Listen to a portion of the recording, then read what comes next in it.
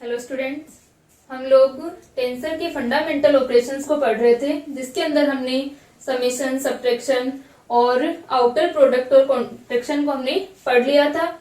आज हम पढ़ते हैं इनर प्रोडक्ट ऑफ टेंसर।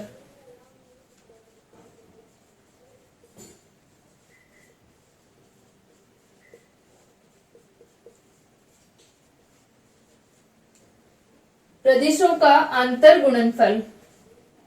पहले हमने पढ़ा था आउटर प्रोडक्ट,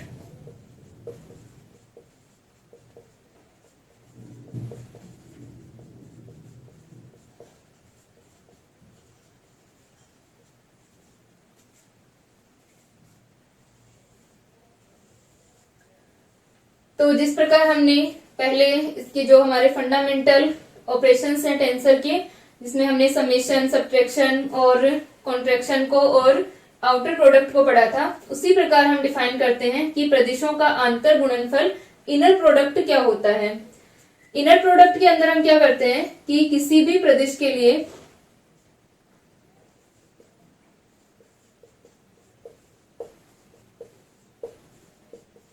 दो प्रदिशों के लिए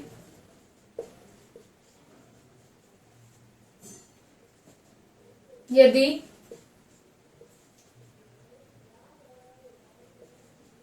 क्रमागत बाह्य गुणनफल तथा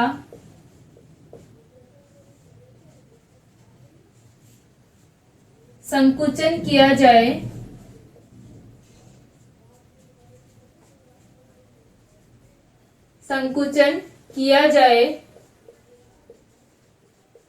तो यह प्रदिशों का आंतर गुणनफल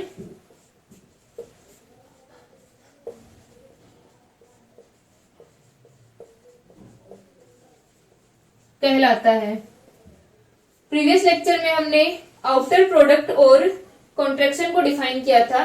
तो हमारा जो इनर प्रोडक्ट होता है वो इन दोनों से मिलकर बनता है, यानी हमारे पास में दो टेंसर हैं और उन टेंसर के लिए हम क्या करें, सक्सेसिव हम उनका आउटर प्रोडक्ट और कॉन्ट्रैक्शन करवाएं, तो हमारे पास में क्या आएगा, जो रिजल्टेंट हमारे पास में आता है उसे हम क्या कहते हैं, इनर प्रोडक्ट ऑफ टेंसर कहते हैं। हम मान लेते हैं कि हमारे पास में क्या है, माना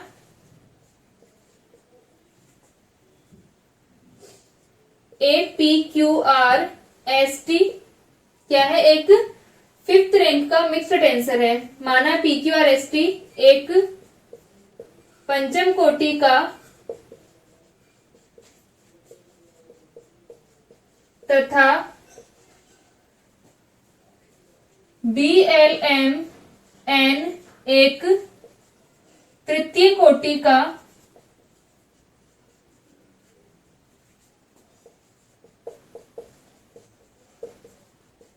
मिश्रित प्रदिश है।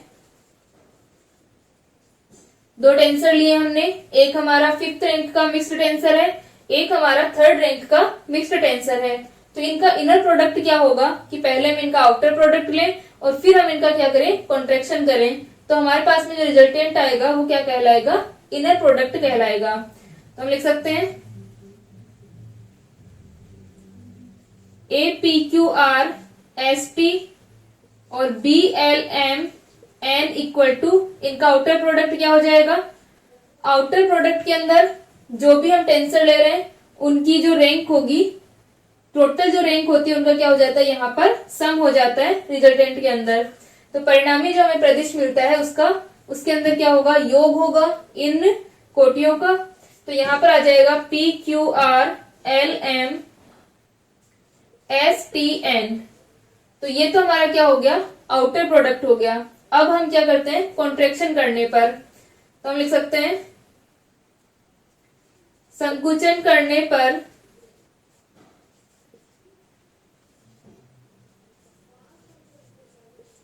संकुचन करने के लिए, कॉन्ट्रैक्शन के लिए हम क्या लेते हैं कि एक हमारा जो कॉन्ट्रावेरिएंट इंडेक्स है और एक हमारा कोवेरिएंट इंडेक्स है, उसको हम इक्वल कर देंगे। सुपर ये स्क्रिप्ट वाले जो हमारे होते हैं, जैसे यहाँ पर PQRLM, जो भी हमारे सुपर स्क्रिप्ट वाले इंडाइसेस होंगे वो क्या कहलाते हैं, कॉन्ट्रावेरिएंट इंडाइसेस कहलाते हैं, प्रतिचर सूचकांक कहलाते हैं, और जो हमारे सब स्क्रिप्ट वाले इंडाइसेस होते हैं वो हमारे सहचर सूचकांक कोवेरिएंट इंडाइसेस कहलाते हैं। तो अगर हम एक कॉन्ट्रावेरिएंट और कोवेरिएंट इंडाइसेस को इक्वल कर देते हैं तो हमारा क्या हो जाता है, कॉन्ट्रैक्शन हो जाता है। कॉन्ट्रैक्शन के अंदर क्या हो जाएगा कि वो वाला जो जिसको हम इक्वल कर रहे हैं वो डमी इंडेक्स के अंदर चेंज हो जाता है, और डमी इंडेक्स किसको रिप्रेजेंट करता है, समेशन को, वो काउंट नहीं होगा रैंक के अंदर। तो यहाँ पर हमारा क्या कर देते हैं हम आर और इसको हम इक्वल कर देते हैं एल और टी को। तो क्या आ जाएगा, ये मेरे पास में आ जाएगा ए पी क्यू आर, या इसको हम लिख सकते हैं संकुचन करने पर T P Q are, L और टी को हमने इक्वल किया है तो हम इसको लिख लेते हैं टी एम, और यह आ जाएगा एस टी एन। अब हमारा जो एल है वो इक्वल टू टी है, तो P Q R T M S T N हो जाएगा। तो हम लिख सकते हैं अतः सदिशों प्रदिशों टेंसर हमारे प्रदिशों A P Q R S T तथा बी एल एम एन का इनर प्रोडक्ट क्या होगा, आंतर गुणनफल निम्न होगा। क्या आ जाएगा, B A P Q R S T और बी टी एम एन। हमें इनका आउटर प्रोडक्ट और कॉन्ट्रैक्शन करना है, तो हमने इनको प्रोडक्ट की फॉर्म में लिख देंगे और एक इंडाइसेस को हम इक्वल कर देंगे। तो यह आ गया हमारे पास में T P Q R T M, और यह आ जाएगा एस टी एन।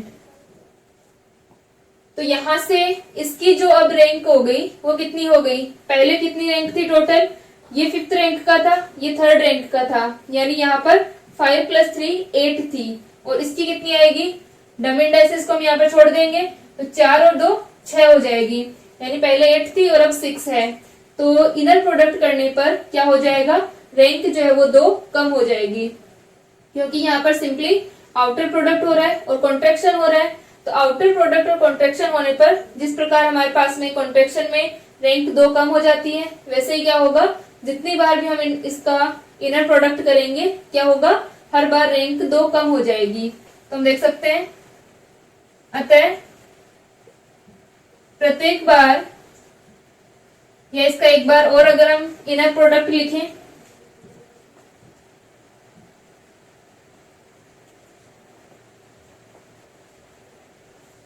यहां तक लिख लो एक बार।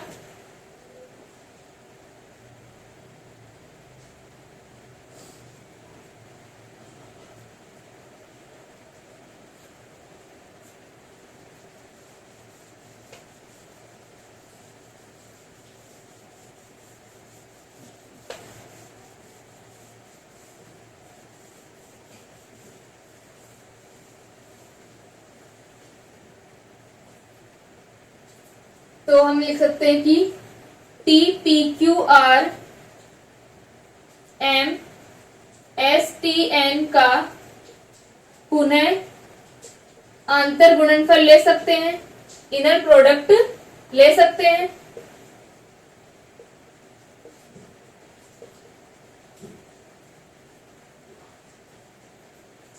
तो क्या होगा, पुनः आंतर गुणनफल के लिए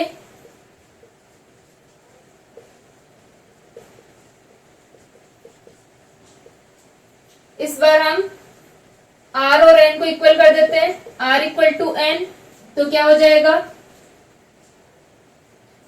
टी पी क्यू और आर और एन को हमने इक्वल किया है, R T M S T R, और इसको हम लिख सकते हैं, ये हो जाएगा टी पी क्यू और यहां पर एम एस, यानी यहाँ पर अब इसकी जो कोटि होगी वो कितनी हो जाएगी, पी क्यू, और टी हमारे पास में इक्वल है और एस हमारे पास में इक्वल होगा। ठीक है, आर और एन हमने इक्वल कर दिए। यहाँ पर इसकी कितनी थी, P Q R T M S T N, तो हमारा जो टी था वो डमी इंडेक्स था, तो यहाँ पर इसकी कोटि कितनी थी, पी क्यू आर एम, और यहाँ पर अपने पास में एस एन 6 थी।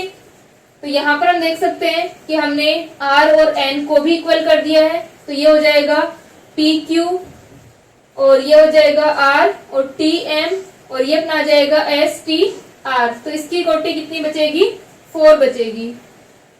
ठीक है, तो हर बार हम अगर इनर प्रोडक्ट लेते हैं तो जो रैंक है वो कितनी हो जाएगी, 2 कम हो जाएगी।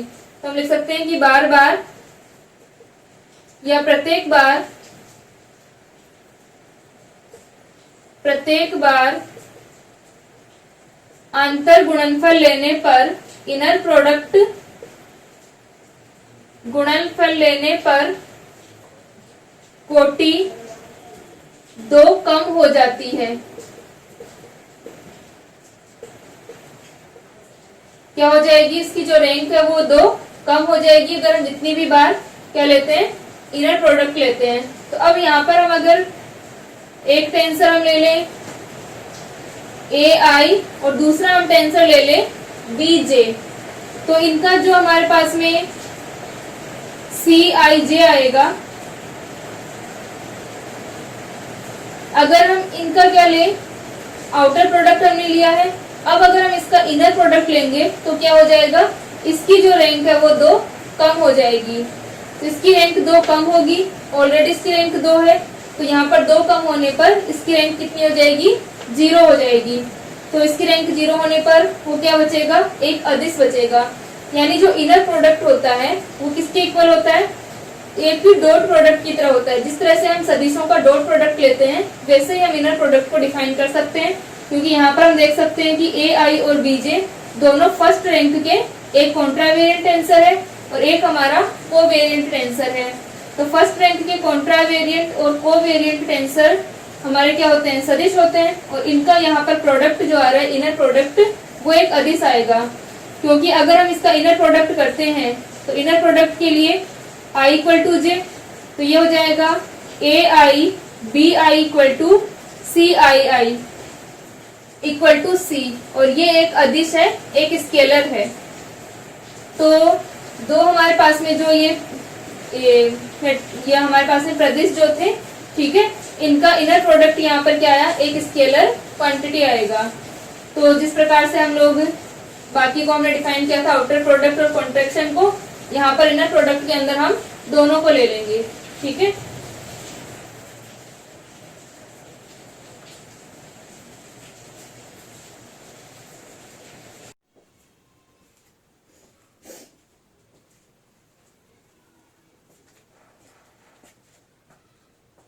नेक्स्ट हमारा फंडामेंटल ऑपरेशन है कोसेंट लॉ, भागफल नियम। हमने इनर प्रोडक्ट को पढ़ा। भागफल नियम क्या होता है कि इसके अंदर कोई भी हमारी जो क्वांटिटी है, अननोन क्वांटिटी एक्स, वो टेंसर होगी या नहीं होगी, ये किससे टेस्ट करते हैं, भागफल नियम से। तो इसका स्टेटमेंट होता है इसके अनुसार, किसी अज्ञात राशि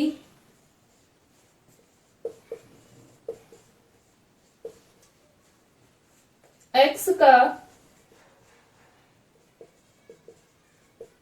किसी स्वच्छ प्रदिश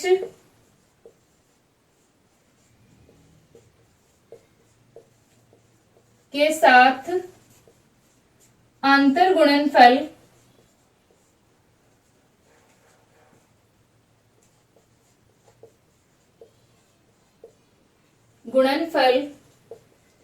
यदि प्रदिश प्राप्त होता है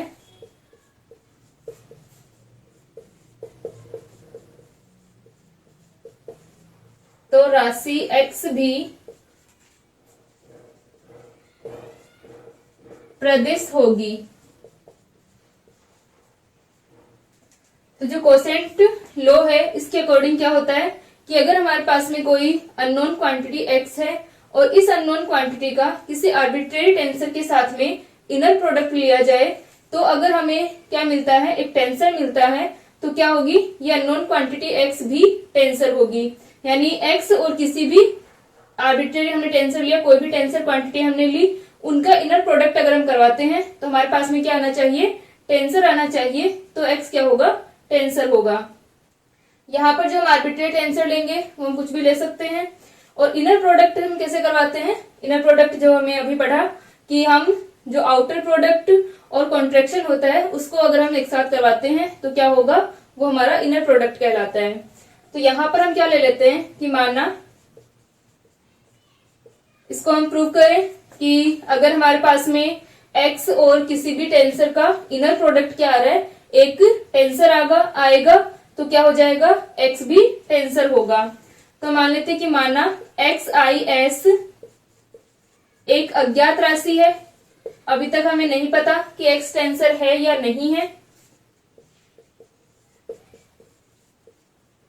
तथा AJK क्या है, एक सेकंड रैंक का मिक्स्ड टेंसर है, द्वितीय कोटि का मिश्रित प्रदिश है।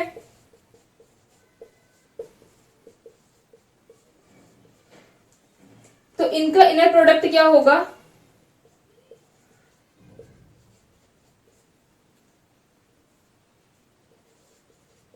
इनका आंतर गुणनफल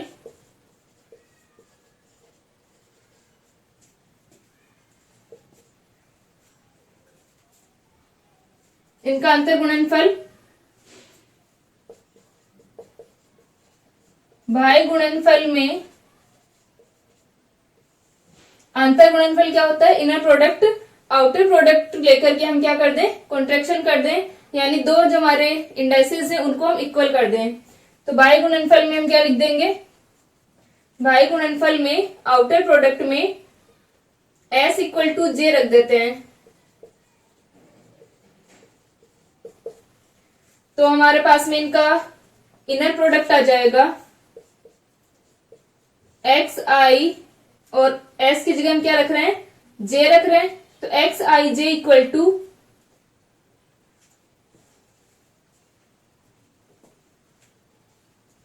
xij ajk। अब हमारे पास में j क्या है, डमी इंडेक्स है, इसका मतलब जो रिजल्टेंट आएगा उसमें i और k इंडेक्स आएंगे। तो हम मान लेते हैं कि हमारे पास में bi के आ रहे हैं। तो इस थ्योरम के अकॉर्डिंग क्या होना चाहिए, अगर ये जो हमने लिखा है वो क्या हो, एक टेंसर हो, तो x भी क्या होगा, टेंसर होगा। तो हम लिख सकते हैं कि प्रमेय के अनुसार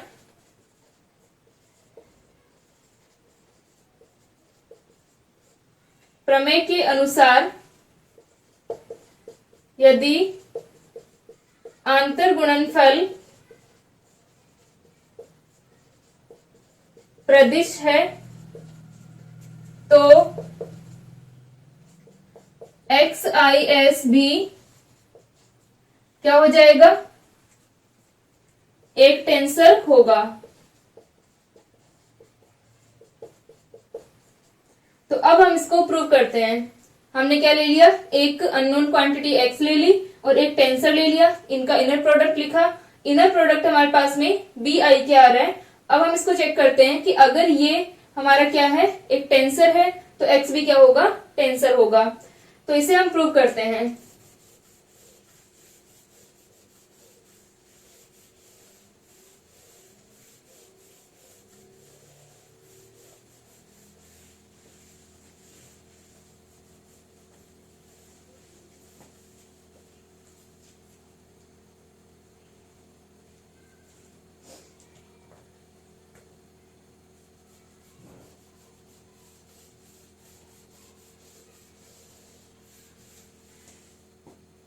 तो इसका proof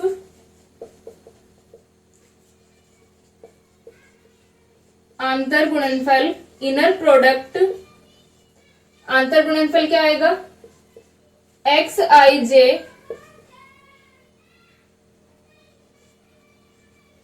ajk equal to bik। अब हम क्या करें, समीकरण 1 को या जो हमारा इनर प्रोडक्ट है इसे हम क्या लिखें, एक्स बार म्यू, जो हमारा कोऑर्डिनेट सिस्टम है उसके अंदर हम इसको लिखते हैं। ठीक है, तो हम क्या करें, समीकरण 1 का रूपांतरण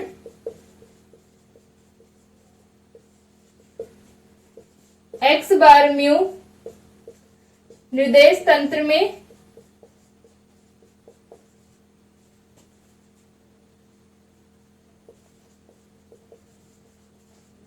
करने पर, एक्स बार म्यू निर्देश तंत्र में रूपांतरण का क्या मतलब है कि हम ट्रांसफॉर्म कर रहे हैं किसमें, x bar mu coordinate system के अंदर। एक्स बार म्यू क्या है हमारे पास में, यहाँ पर जो हम इंडाइसेस लिखते हैं वो आप लोग कुछ भी ले सकते हैं। यहाँ पर हम किसको रिप्रेजेंट कर रहे हैं कि जो हमारे आई और जे हैं, आई जे के हमने लिखे हैं वो रिप्रेजेंट करेंगे x1, x2, x3 इनको, और x बार म्यू की जो हम बात कर रहे हैं वो किसको रिप्रेजेंट करेंगे, x बार 1, x बार 2, x बार 3 इनको रिप्रेजेंट करेंगे। तो यहाँ पर हम क्या कर रहे हैं कि ये हमारे पास में बार बिना बार के लिखे हुए हैं सारी चीजें। जैसे हम लोग कोऑर्डिनेट्स को लिखते हैं x y z और x dash y dash z dash, तो x y z किसके अंदर होते हैं, s फ्रेम के अंदर। x dash y dash z dash किसके अंदर होते हैं, s डैश फ्रेम के अंदर। तो वैसे यहाँ पर ये जो लिखा हुआ है हमारा रिलेशन जो हमने यहाँ पर लिख रखा है, ये इनर प्रोडक्ट ये किसके अंदर है, एस फ्रेम के अंदर है। अगर हम बात करें एक्स बार म्यू निर्देश तंत्र की, तो बार अगर हम लगा रहे हैं इसका मतलब हम बात कर रहे हैं एस डैश फ्रेम के लिए। तो यहाँ पर अगर हम इसको लिखें तो क्या आ जाएगा, सारे हमारे पास में बार वाली वैल्यूज आ जाएंगी। ठीक है, यानी ये जो हमारी क्वांटिटी है ए और बी एक्स, इन सबको हम क्या लिख रहे हैं, बार लगाकर लिखेंगे और वहां पर हम कोई अलग इंडेक्सेस ले लेते हैं। तो आप P Q R S T कुछ भी ले सकते हैं, यू वी डब्ल्यू ले सकते हैं, म्यू और न्यू ले सकते हैं।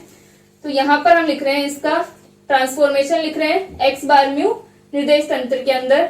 तो यहाँ पर अपने पास आ जाएगा एक्स बार म्यू न्यू, हम आईजे की जगह यहाँ पर हमने म्यू और न्यू ले लिया क्योंकि आईजे हमने किसके लिए लिख रखा है, एस फ्रेम के लिए, और इसे हम एक्स कोऑर्डिनेट सिस्टम कह सकते हैं और ये हमारा एक्स बार कोऑर्डिनेट सिस्टम है। तो एक्स बार म्यू न्यू ये आ जाएगा ए बार, जे और के है यहाँ पर, तो दो तो सेम ही रहेंगे, जैसे जे और जे था तो न्यू तो सेम ही रहेगा, एक हम यहाँ पर सिग्मा ले लेते हैं। बी बार, अब बी बार में क्या आएगा, आई और के जो सेम था उसको नहीं लेंगे, डमी इंडेक्स को नहीं लेंगे, तो क्या आ जाएगा म्यू और sigma. B bar mu sigma हमारे पास में आ गया, इस इनर प्रोडक्ट का ट्रांसफॉर्मेशन आ गया। तो ये अपने पास में वैल्यू आ गई। अब चूंकि ए जे के एक प्रदिश है, हमने ए जे के जो लिखा है वो तो हमको पता है कि एक टेंसर है, तो ए जे के एक प्रदिश है, अतः ए जे के को हम ट्रांसफॉर्म कर सकते हैं। ए जे के का रूपांतरण यानी ए जे के और ए बार ये जो न्यू सिग्मा हमारा है इसके अंदर हम ट्रांसफॉर्म लिख सकते हैं क्योंकि ये तो टेंसर है हमें पता है, तो हम लिख सकते हैं ए बार न्यू सिग्मा। अब ये ए बार न्यू सिग्मा यहाँ पर ए जे के क्या है, सेकेंड रैंक का मिक्स्ड टेंसर है, तो इसका ट्रांसफॉर्मेशन कैसे होगा, A bar nu sigma equal to del X bar nu upon del X J, del X K upon del X bar sigma A J K, ये इसका ट्रांसफॉर्मेशन हो गया। इसी प्रकार हम ले लेते हैं कि हमारा बी आई के भी क्या है, टेंसर है। फिर हम देखेंगे कि यहाँ पर जो ट्रांसफॉर्मेशन आता है वो एक्स के लिए क्या है, इस एक्स के लिए हमारा टेंसर का ट्रांसफॉर्मेशन आता है क्या। तो हम बी आई के को यहाँ पर टेंसर ले रहे हैं, तो हम लिख लेते हैं कि बी आई के भी प्रदिश है। तो बी आई के अगर टेंसर है तो बी आई के को हम क्या लिख सकते हैं, इसका भी रूपांतरण हो सकता है, अतः बी आई के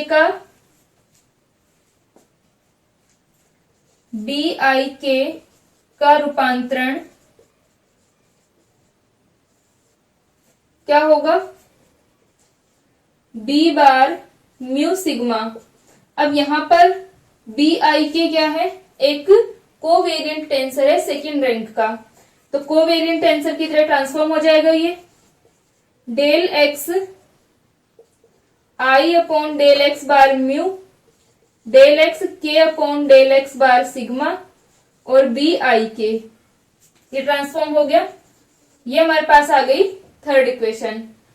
अब हम क्या करें कि यहाँ पर बी आई के का मान रख दें और इसके अंदर भी हम वैल्यू रख दें और फिर इसको हम सोल्व करें। तो हमारे पास में जो ट्रांसफॉर्मेशन आता है एक्स के लिए वो भी क्या आना चाहिए, क्योंकि अगर हम सारी वैल्यूज रखेंगे तो हमारे पास में रिलेशन आएगा एक्स बार म्यू न्यू और एक्स आई जे के अंदर। वो रिलेशन एक टेंसर का ट्रांसफॉर्मेशन आना चाहिए। ठीक है, तब तो हमारा प्रूव हो जाएगा कि एक्स आई जे क्या है, एक टेंसर है। इसको लिखो।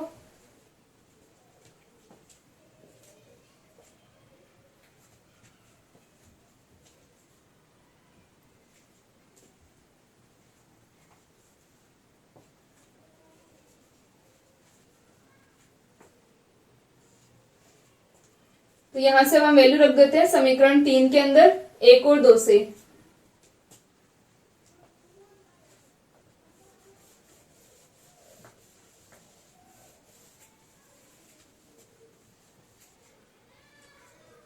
तो हम लिखते हैं समीकरण 3 में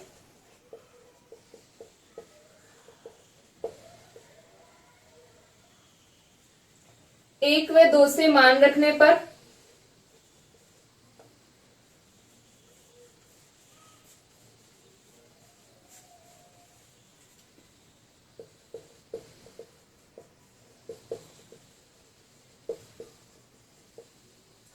एक और 2 से अगर हम मान रखते हैं तो हमारे पास में क्या वैल्यू आ जाएगी,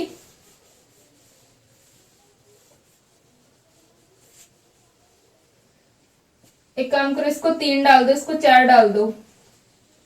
तो 4 में हम मान रख देते हैं 1 2 और 3 से।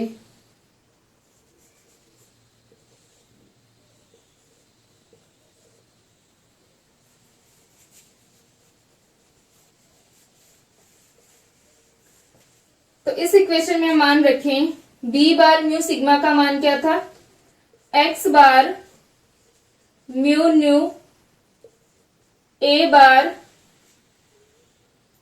न्यू सिग्मा इक्वल टू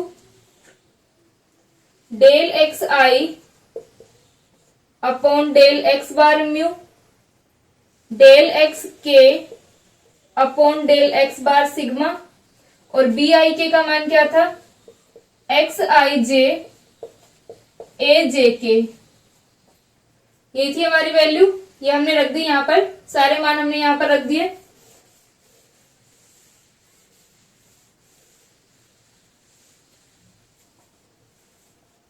तो ये जो हमारी इक्वेशन आई है इसमें इसको हम इस साइड ले आए सारी वैल्यूज को, तो ये आ जाएगा एक्स बार ए बार म्यू न्यू का, इस न्यू सिग्मा का मान भी हम रख देते हैं। तो ये हो जाएगा x bar mu nu A bar sigma का मान हमने रखा, तो ए बार ये न्यू सिग्मा क्या था हमारा, del X bar nu upon del X आई del X K upon del x sigma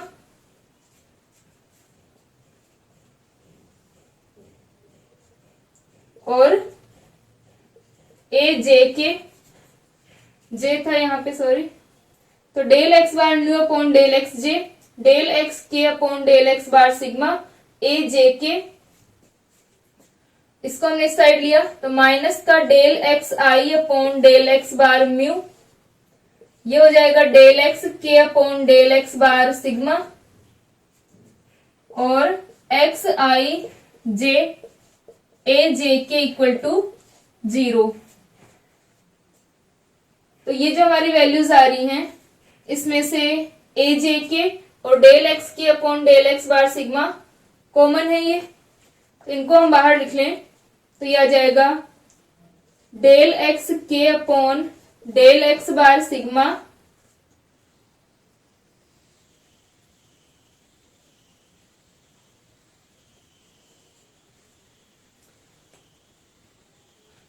और ये आ जाएगा x bar mu nu del X bar nu upon del X J, और ये आ जाएगा अपना ए जे के को भी हम बाहर ले लेते हैं,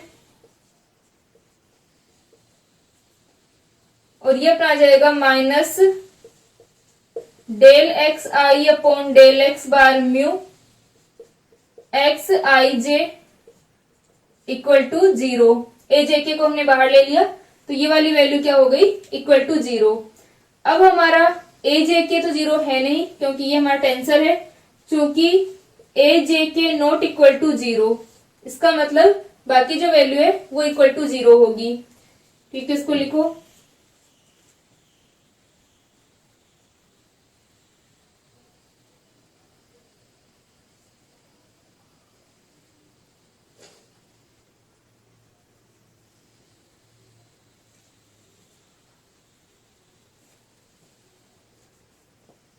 यहां तक लिख लिया।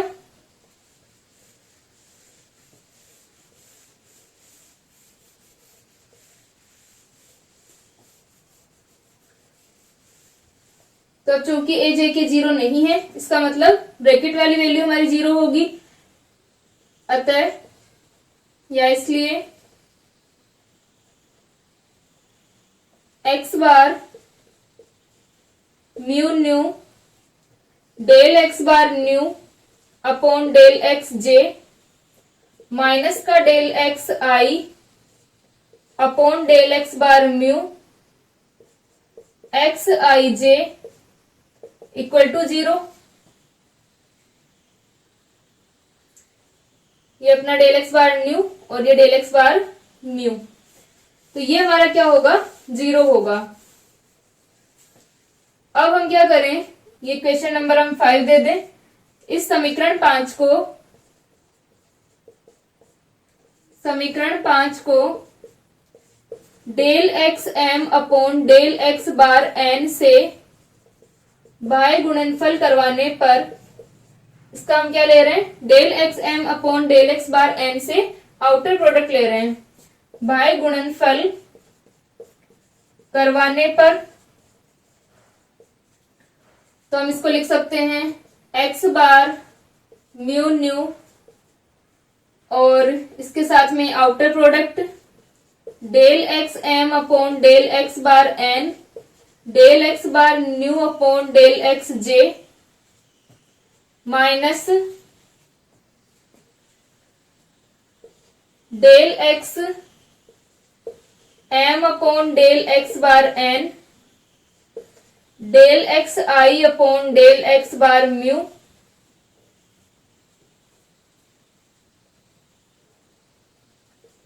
X I J equal to 0। तो यहां पर अपने पास में क्या आ गया कि ये जो वैल्यू है del X M upon del X bar N del X bar nu upon del X J, इसको हम क्रोनिकल डेल्टा की फॉर्म में लिखते हैं X bar mu nu delta M J और डेल्टा बार न्यू एन, यानी हम एम और जे के लिए क्रोनिकल डेल्टा लिख सकते हैं और न्यू और एन के लिए क्रोनिकल डेल्टा लिख सकते हैं। अगर हमारे इस तरह से लिखा हुआ है तब तो क्या हो जाएगा, इसका एग्जिस्टेंस होगा। लेकिन अगर हमारे पास में इस तरह से होता del X M upon del X J और del X bar nu upon del X bar N, तो हमारे पास में क्या हो जाता कि हम इसे क्रोनिकल डेल्टा की तरह लिख सकते हैं कि डेल एक्स एम और जे एक ही उसके कोऑर्डिनेट होते, तो इनका एग्जिस्टेंस कब होता, जब एम और जे इक्वल होते और न्यू और एन इक्वल होते। तो यहाँ पर हमने एम और जे के लिए क्रोनिकल डेल्टा लिख दिया और न्यू और एन के लिए हमने क्रोनिकल डेल्टा लिखा। तो यहाँ पर अपने पास में ये आ गया माइनस का del X M upon del X bar N और del X I upon del X bar mu. तो ये अपने पास में जो इक्वेशन आई है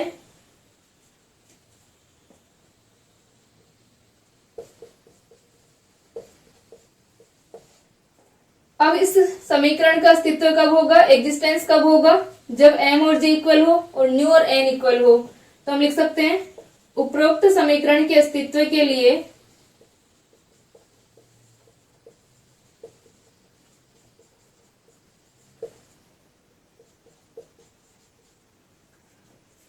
m इक्वल टू जे तथा न्यू इक्वल टू n। तो ये वैल्यू हम इसके अंदर रख दें तो ये आ जाएगा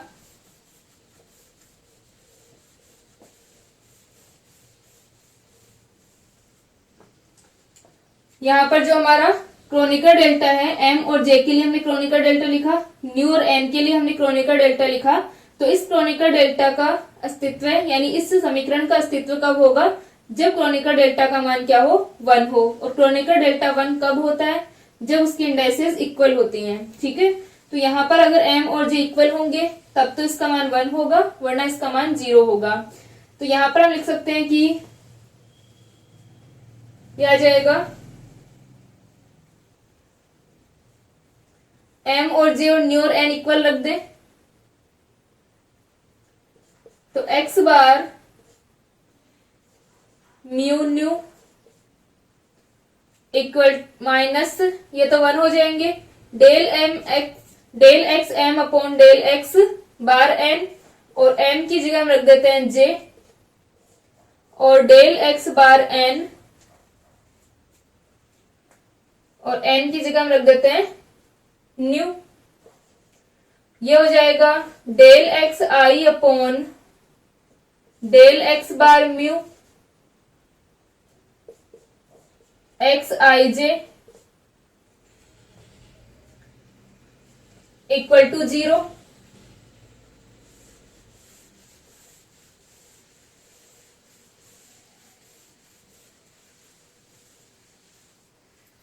तो इसको हम लिख सकते हैं X bar mu nu equal to del X I upon del X bar mu del X J upon del X bar nu और एक्स आई कोमा जे। ये हमारे पास में इक्वेशन आई, और इस इक्वेशन से हम देख सकते हैं कि ये जो इक्वेशन है वो एक सेकंड रैंक के टेंसर की तरह है। और कौन सा टेंसर होगा हमारे पास में, म्यू और न्यू दोनों यहाँ पर नीचे की ओर है, तो ये वाला कौन सा टेंसर हो जाएगा, एक सहचर प्रदिश, एक कोवेरिएंट टेंसर होगा। तो इस इक्वेशन के लिए हम लिख सकते हैं कि उपरोक्त रूपांतरण जो समीकरण हमारे पास में आ रहा है वो एक सेकंड रैंक के कोवेरिएंट टेंसर की तरह है। इसका मतलब x जो होगी वो एक सेकंड रैंक की कोवेरिएंट टेंसर होगी। तो हम लिख सकते हैं उपरोक्त समीकरण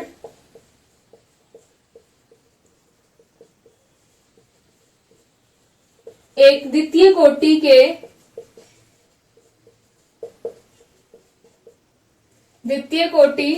के सहचर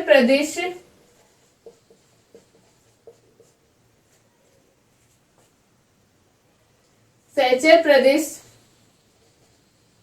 CMN के रूपांतरण के तुल्य है।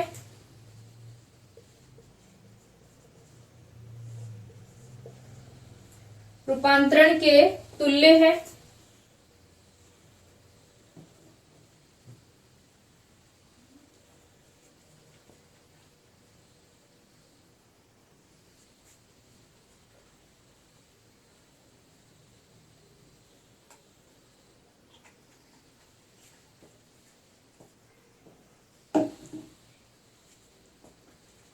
यहां पर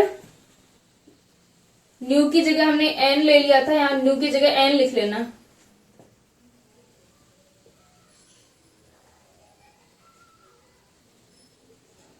तो ये क्या हो जाएगा, एक द्वितीय कोटि के सहचर प्रदिश कोवेरिएंट टेंसर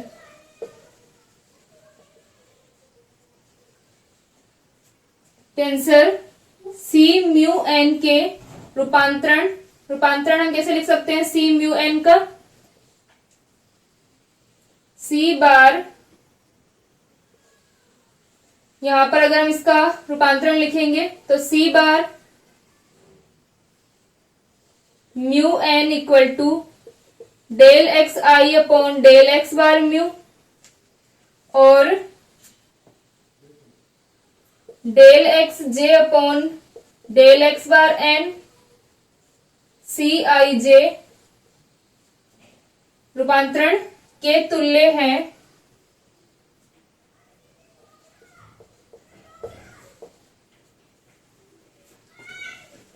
ठीक है, तो हमारे पास में जो इक्वेशन है, उपरोक्त समीकरण एक द्वितीय कोटि के कोवेरिएंट टेंसर के रूपांतरण के तुल्य है। अगर टेंसर अगर यहाँ पर लिखे हम तो Cij लिख सकते हैं, के रूपांतरण के तुल्य होगा, इक्विवेलेंट होगा। अतः इस Xij को हम Cij लिख सकते हैं, जो कि क्या है, एक सेकेंड रैंक का कोवेरिएंट टेंसर है।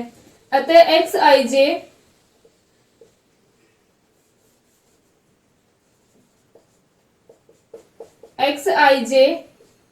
इक्वल टू Cij एक सेकेंड रैंक का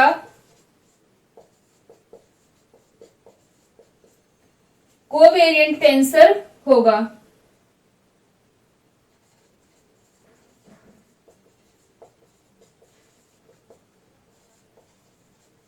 तो यहाँ पर जो हमारे पास में x था वो क्या थी, एक अननोन क्वांटिटी थी। और जब हमने इसका क्वोशेंट लॉ से हमने यहाँ पर इनर प्रोडक्ट लिया और फिर हमने इसको चेक किया, तो जो x आई है वो क्या है, हमारे पास में एक सेकेंड रैंक की क्या है, ये सेकेंड रैंक की कोवेरिएंट टेंसर हमारे पास में आई। यानी हम जो इसका इनर प्रोडक्ट था उसको हम क्या लेके चले थे कि वो टेंसर है, तो उसको हमने टेंसर लेके चला BIK को। BIK आया था हमारे पास में इनर प्रोडक्ट। इनर प्रोडक्ट को अगर हम टेंसर लेके चले तो हमारे पास में x भी क्या आया, एक टेंसर क्वांटिटी आई। तो क्वोशेंट लॉ से ये टेस्ट करते हैं कि जो अननोन क्वांटिटी हमें गिवन है वो टेंसर है या नहीं है। तो नेक्स्ट लेक्चर में आगे की जो हमारे मेट्रिक टेंसर और सिमेट्रिक और एंटी सिमेट्रिक टेंसर है उनको हम लोग पढ़ेंगे।